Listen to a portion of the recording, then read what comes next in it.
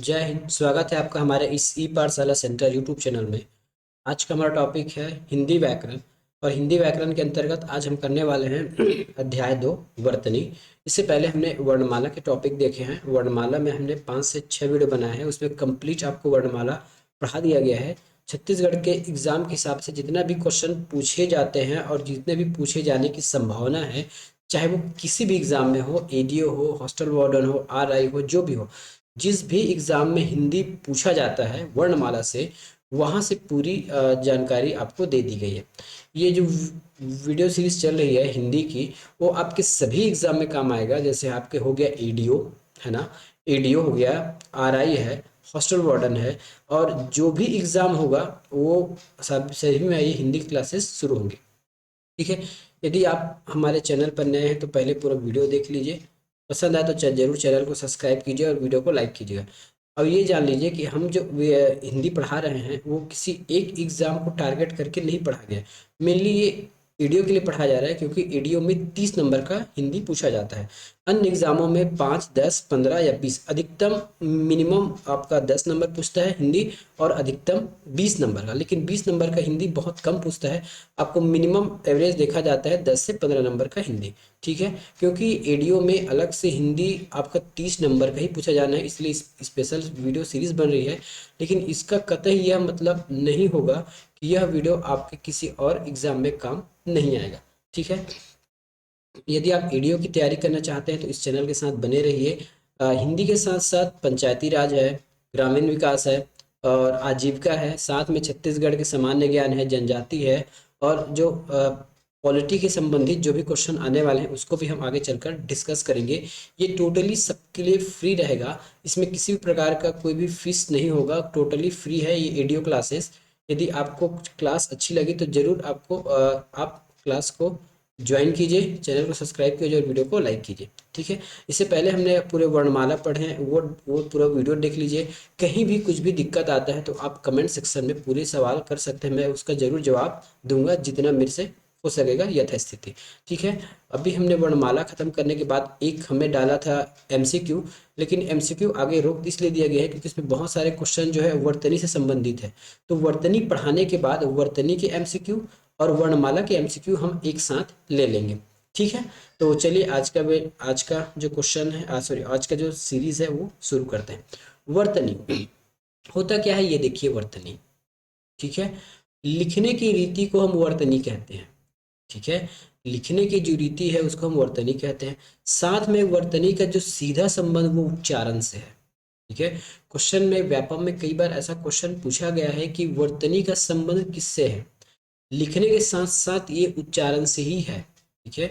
लिखने की रीति के साथ साथ वर्तनी का सीधा संबंध जो होता है वो उच्चारण से होता है।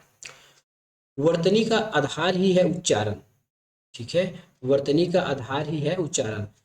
देखिए, वर्तनी का सीधा संबंध उच्चारण इसलिए बोला जा रहा है, यदि आप सही उच्चारण करेंगे तब सही वर्ड लिख पाएंगे, है ना, सही वर्ण लिख पाएंगे। इसलिए वर्तनी सीधे सीधे डायरेक्टली आपका संबंध रखता है उच्चारण से।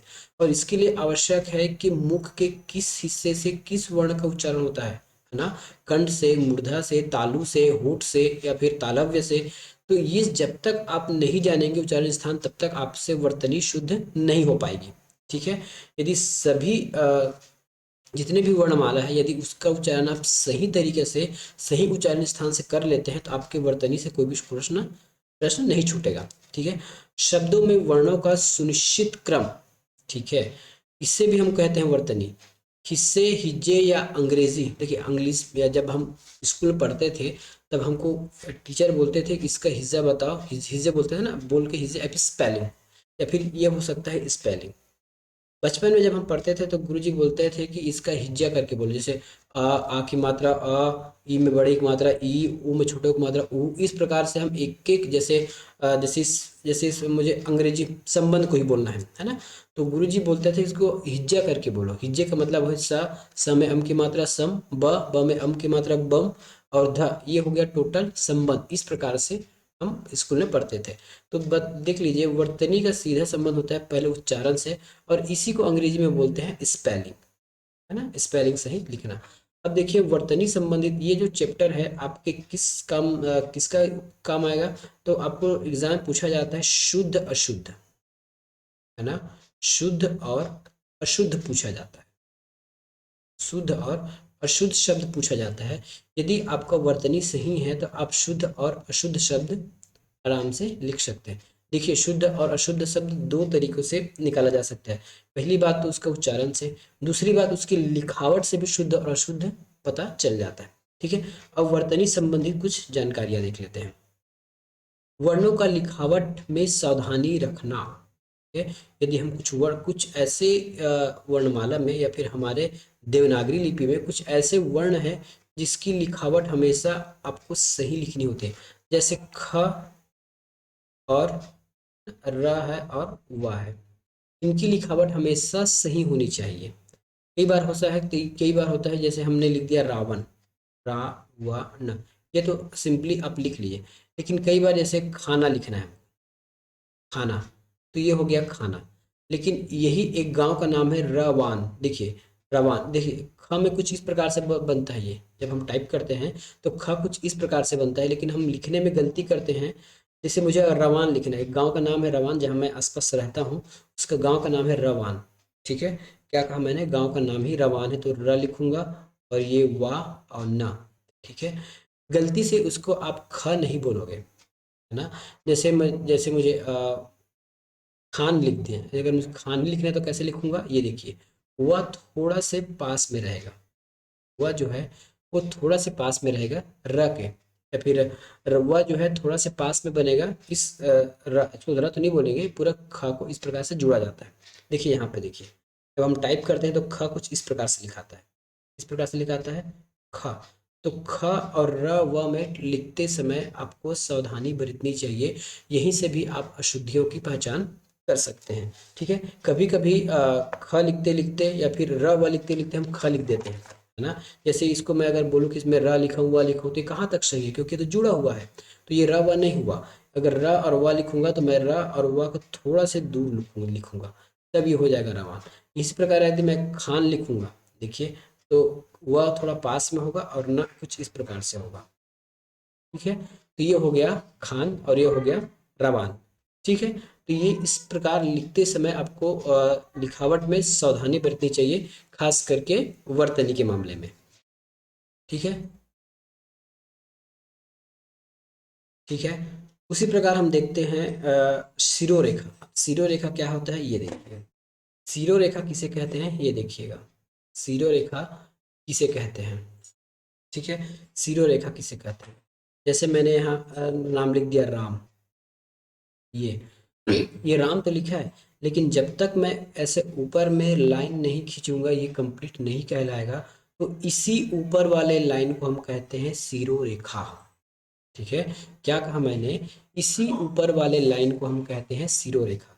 तो कहीं कहीं शिरोरेखा लगाना चाहिए और कहीं कहीं शिरोरेखा नहीं भी आता है। कुछ ऐसे वर्ण हैं जिनके ऊपर शिरोरेखा नहीं होता है। ठीक है, जैसे घ को शिरोरेखा से जोड़कर लिखना, ये जो घ है, हम लोग कई बार घ को शिरोरेखा से नहीं जोड़ते, ये घ है, ये शिरोरेखा से जुड़ता है।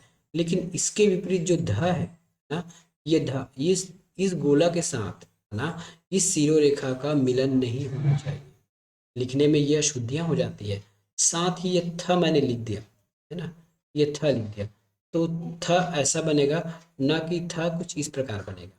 ठीक है, ये देखिए यहाँ पे थ है, ध है, भ है, श है, र और श, इसके ऊपर शिरोरेखा नहीं होता है।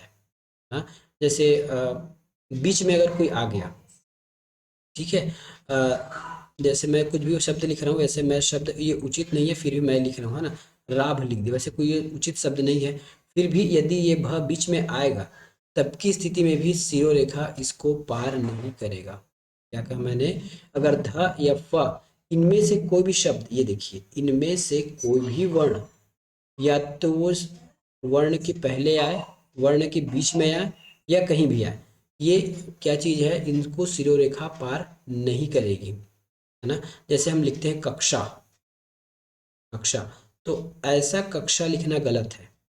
ठीक है, तो कक्षा कैसा सही होगा, ये हमने क लिखा और ये श, ये देखिए, ये सही है। ठीक है, तो जहाँ शिरोरेखा तोड़ना है वहाँ तोड़कर लिखा जाएगा, और जहाँ शिरोरेखा जोड़ना है वहाँ शिरोरेखा जोड़कर लिखा जाता है। तो ध, थ, भ, श्र और छ, इसमें कभी भी शिरोरेखा को हम इस गोला देख, याद रखिएगा, इससे ट्रिक है, जो ऊपर जाके गोल बने, हाँ, जो शिरोरेखा के पास ऐसा गोल बने, जैसे थ हो जाता है, क्ष हो गया, श्र हो गया, जो ऊपर जाके थोड़ा गोलाकार बने, वैसे वर्णों के ऊपर शिरोरेखा नहीं लगता है। ठीक है, वैसे वर्णों के ऊपर शिरोरेखा नहीं लिखता है। जैसे हम लिख लेते हैं कभी। ठीक है, मैंने लिख लिया कभी। हमारे बचपन की आदत है, हम कभी ऐसा लिखते हैं, जबकि ये गलत है। एग्जाम में अगर ऐसा पूछता है ना, तो ये गलत होगा। ठीक है, तो इस प्रकार हमको नहीं लिखना है, इस प्रकार हमको कभी नहीं लिखना है। तो कभी लिखना कैसे है ये देखिए, थोड़ा ऊपर कर लो। कभी लिखना कैसे है ये देख लीजिए। हाँ, ये गलत है। कभी कैसे लिखेंगे, तो क और ये भी, इस प्रकार से। इन दोनों के मध्य शिरोरेखा नहीं आएगा। भ को कभी भी शिरोरेखा नहीं काटेगा। ठीक है, भ को शिरोरेखा कभी भी नहीं काटेगा। जैसे हम लिखते हैं अधर्म, ये अधर्म, अ में रहेगा, ध में शिरोरेखा नहीं रहेगा, म में रहेगा। लेकिन यदि एग्जाम में ऐसा दे दिया गया अधर्म लिख के पूरा ऐसे शिरोरेखा जोड़ के, तो ये गलत होगा और ये सही होगा। ठीक है, तो ये था हमारा शिरोरेखा से संबंधित वर्तनियाँ। नेक्स्ट चलते हैं। अब हमको पढ़ना है ड और ढ का प्रयोग। ड और ढ का प्रयोग। ड और ढ का प्रयोग देखिए, ये भी आपके एग्जाम पॉइंट से बहुत इंपॉर्टेंट है, और यहाँ से आप बहुत सारे जो शब्द हैं वो शुद्ध और अशुद्ध की पहचान कर सकते हैं। ठीक है, अब हम देखेंगे ढ, ड़ और अंगा का, अंगा का प्रयोग। ठीक है, ये देखिए, इसको हमने अपने व्यंजन में भी बताया था कि ये होता क्या है। ये ढक्कन के ढ और डमरू के ड को, है ना, थोड़ा इसमें नीचे बिंदी लगा के आगे बढ़ाया गया है ना। इसको बोलते हैं अड़ा, बाण अड़ा, और ये डमरू वाला। ठीक है, तो इन दोनों का, जिनके नीचे बिंदी है डमरू के ड और ढक्कन के नीचे, इनका प्रयोग कर शब्द में कभी भी आ जाए, या फिर इनका प्रयोग शब्द के आरंभ में नहीं होता है। यदि शुद्ध अशुद्ध में आपको ये पता चल गया कि ये ढक्कन के ढक के नीचे आपका शब्द के आरंभ में, शब्द के आरंभ में जैसे हम जैसे ढक्कन लिखते हैं, तो ढक्कन कुछ इस प्रकार से लिखते हैं। लेकिन अशुद्ध छांटने के लिए आपको आ गया कि ढक्कन कुछ इस प्रकार से लिख के दे दिया गया, तो ये आप बेसिकली मार दीजिएगा गलत ना, क्योंकि कभी भी इस दोनों का प्रयोग शब्द के आरंभ में नहीं होगा। ठीक है, इन दोनों का प्रयोग कभी भी शब्द के आरंभ में नहीं होगा। जैसे हम लिखते हैं डमरू, तो डमरू इस प्रकार से लिखेंगे, कभी भी डमरू हम इस प्रकार से नहीं लिखेंगे। ठीक है, ये हो जाएगा हमारा गलत। ठीक है, कभी भी डमरू हम इस प्रकार से नहीं लिखेंगे, क्योंकि इनका उपयोग जो है हिंदी के जो शब्द हैं, ठीक है, इनका जो उपयोग है हिंदी के शब्द के बीच में कभी भी नहीं होगा। ठीक है, हिंदी के बीच में कभी भी इनका उपयोग नहीं होगा। ठीक है, जैसे हम और कुछ शब्द लिख लेते हैं।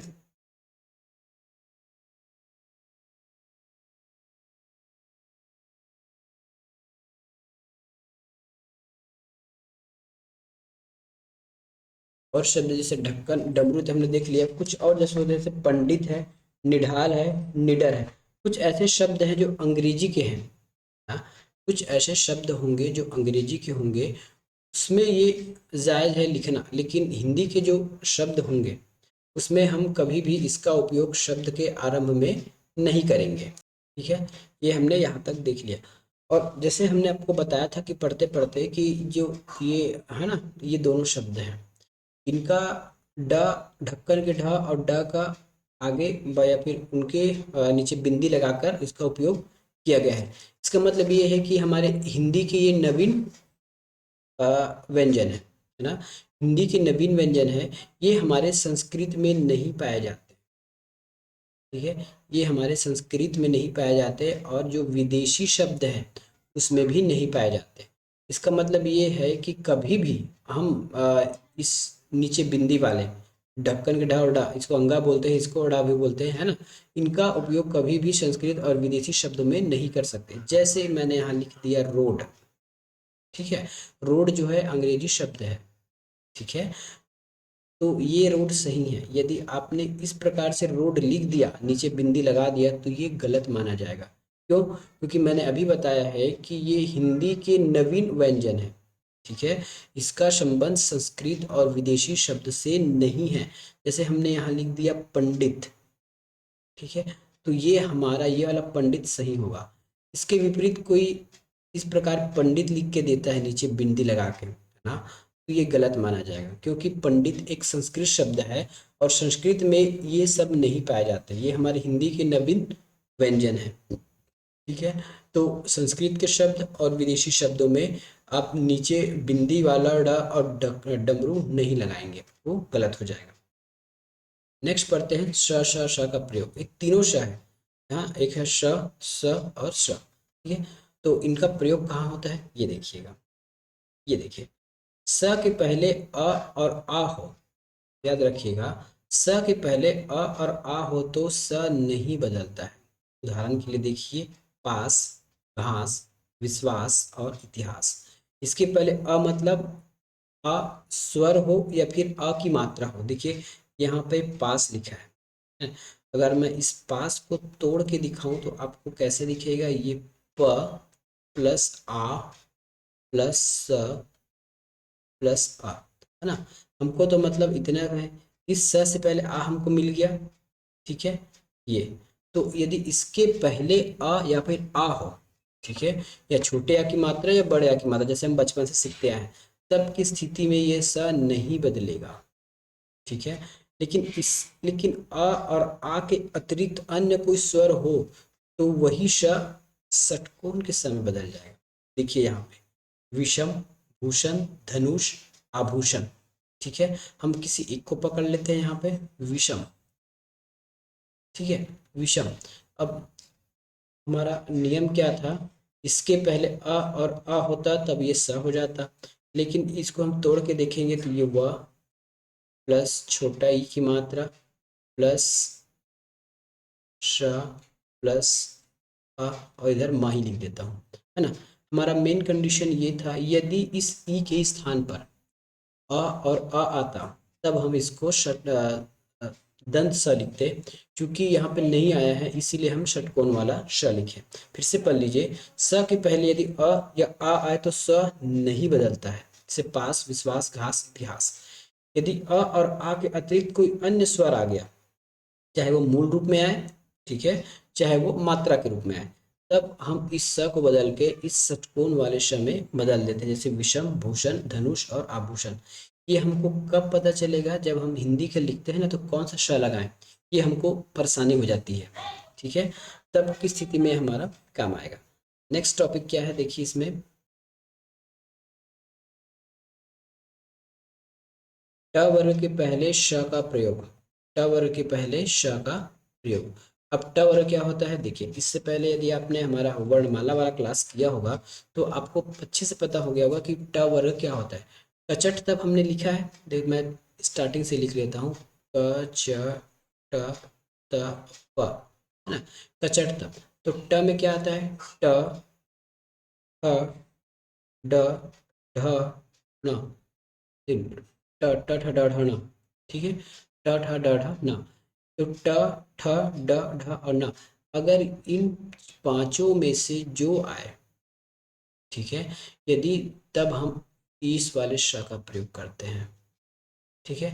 इसके बाद है ना, ट वर्ग के बाद यदि श के बाद कोई ट वर्ग आ गया तो यहाँ पे ट आया, यहाँ पे ट आया, यहाँ पे ट, ट के बाद यदि ट ठ ड ढ भी आ जाता, न भी आ जाता, तब की स्थिति में भी हम इस वाले स का प्रयोग करते, ठीक है। जैसे हमने क्लिष्ट लिखे हैं, शिष्ट लिखे हैं, नष्ट लिखे हैं, कष्ट लिखे हैं और भ्रष्ट लिखे हैं, ठीक है। तो भी इस स्थिति में हम क्या करते हैं, यहाँ पे जिस वाले श का उपयोग करते, कहाँ पे, ट वर्ग, ट ठ ड ढ न, हमने ट ठ ड ढ न।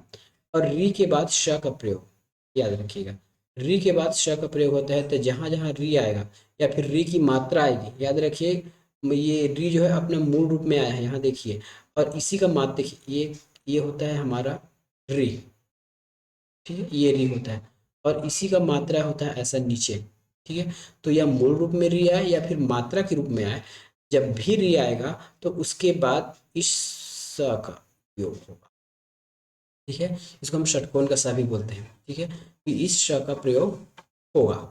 जैसे कृषि लिखा है, कृषि, ऋषि, वृष्टि और महर्षि, ठीक है।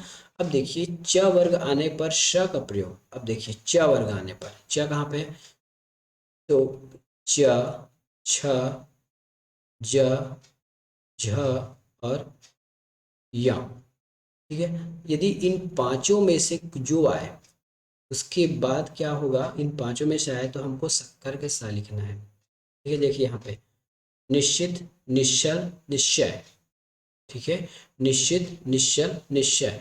यदि इस स के पहले, यदि यही बोल सकते हैं, स के पहले यदि च वर्ग आ जाए तब की स्थिति में हम श का, शक्कर वाले श का उपयोग करेंगे, ठीक है। अब देखिए यहाँ पे एक ट्रिक आ गया है कि यदि तीनों साथ, तीनों श जो है एक ही शब्द में आ जाए तब इसका क्या क्रम होगा, ठीक है। यदि तीनों श, दंत श, मूर्धा श, तालु श, इन तीनों श यदि एक साथ आ जाए तब हम क्या करेंगे, इनका क्रम होगा, पहले दंत स लगाना है, फिर शक्कर, फिर षटकोण श, ठीक है। दंत श, शक्कर, षटकोण, ठीक है। तो देखिए इसका क्रम होगा, पहले ये वाला श आएगा, फिर ये श, फिर ये षटकोण। देखिए यहाँ पे संश्लेषण में देखिए पहले दंत स आया है, फिर ये वाला श, फिर ये षटकोण, या फिर सरोता शक्कर षटकोण, जिसको याद नहीं होता है वैसे लिख सकते हैं शक्कर सरोता षटकोण। तो ये हो गया, ये देखिए विशेष। अब देखिए बात के बाद अगर ये नहीं आता है तब इसको पहली पैरिटी में दिया रखा जाएगा। देखिए यहाँ पे विश्लेषण विशेष में इस वाला श, फिर इस वाला श। उसी प्रकार ये शीर्षक, देखिए ये है ना, यदि तीनों आ जाए तो पहला पार्टी इसके पास है, दूसरा पार्टी इसके पास, तीसरा इसके पास। यदि ये वाला श नहीं आता दंत श, तो पहला पार्टी किसको मिल जाएगा, इस स को, और दूसरा इस स को, ठीक है। तो इस प्रकार आपको इसको जमाते हुए जाना है। अगला हम देखते हैं कि त वर्ग के साथ का प्रयोग, ठीक है। त वर्ग के साथ इस श का प्रयोग होता है। त वर्ग क्या है, त थ द ध न, ठीक है, त थ द ध न, त, थ, द, ध और न। यदि इन पांचों में से जो आ जाए ना, तो हम क्या करेंगे, इस दंत श का उपयोग करेंगे, ठीक है। इन पांचों में से जो आए इसमें हम इसमें दंत श का प्रयोग करेंगे। अब हम इसको अच्छे से देख लेते हैं ट्रिक के माध्यम से। देखिए सबसे पहले ये इसमें क्या आएगा, ई वाले श का उपयोग होगा। इसके बाद पहले हमने क्या देखा था, यदि च वर्ग आए तो च, छ, ज, झ, य, ठीक है। तो मैं यहाँ लिख देता हूँ च, छ, ज,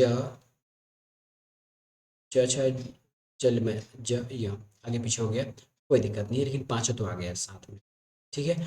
इसमें कौन सा आएगा, तो ये होगा हमारा शक्कर, ठीक है। इससे पहले एक और क्या देखा था हमने, ट वर्ग है, ट, ठ, ड, ढ, न, ट, ठ, ड, ढ और ये न। यदि ये आ जाए तब क्या होगा, इसके साथ हमको लगाना है ये षटकोण वाला, ठीक है। इसके बाद हमें ये लगाना है षटकोण वाला, ठीक है। वैसे हमारे कचट तप में क्या क्रम है देख लें क्या, क, च, ट, त, प, ठीक है। तो सबसे पहले हमको मिलता है क, च, ठीक है। ये आगे पीछे हो गया, हमको यहाँ से नहीं मिलाना है कचट तप में, ठीक है। तो च के साथ श, त के साथ स और ट के साथ स। ये आपको याद नहीं भी होगा तो कुछ कुछ शब्द आपको याद हो सकता है, जैसे कष्ट, है ना, कष्ट ऐसे लिखते हैं तो यह पता चल गया कि ये ट वर्ग आ गया, ठीक है, ट वर्ग आ गया। स के बाद आपको कुछ तो याद होगा, विस्तार, विस्तार ऐसे लिखते हैं, ठीक है। तो त वर्ग याद हो गया कि त के साथ इस वाला श का उपयोग करना है। उसके बाद श के लिए ये याद कर लीजिए, निश्चय है, निश्चल है, निश्चित है, निश्चित लिख लीजिए, ये लिख लीजिए निश्चित। तो ये तीन अगर आपको याद हो गया, कष्ट, विस्तार और निश्चित, इस प्रकार के कोई शब्द आप चाहे जो ट्रिक बना लें, तो देखिए इस ट के बाद श का उपयोग है, मतलब ट वर्ग के पास जितने भी ट वर्ग के होंगे उसके पहले ये षटकोण आएगा। त वर्ग के पहले आएगा सरोता और च वर्ग के पहले आएगा श वर्ग, ठीक है, ठीक है। अब आगे देखते हैं, थोड़ा सा और है, इसके बाद फिर अच्छा क्लास ही खत्म करेंगे। तत्सम में श, देखिए पहचानने का तरीका है, आगे हम तत्सम और तद्भव ही पढ़ने वाले हैं। ठीक है, तो देखिए तत्सम में इस वाले श का प्रयोग होता है शक्कर, और तद्भव में होता है इस वाले श का। तत्सम मतलब वैसे तो हम आगे पढ़ेंगे, तत्सम मतलब संस्कृत के सेम शब्द है ना, जैसे संस्कृत भाषा में उपयोग होता है, वैसे शब्द हम ज्यों का त्यों यदि हम हिंदी में उपयोग कर दें तब उसको कहते हैं तत्सम।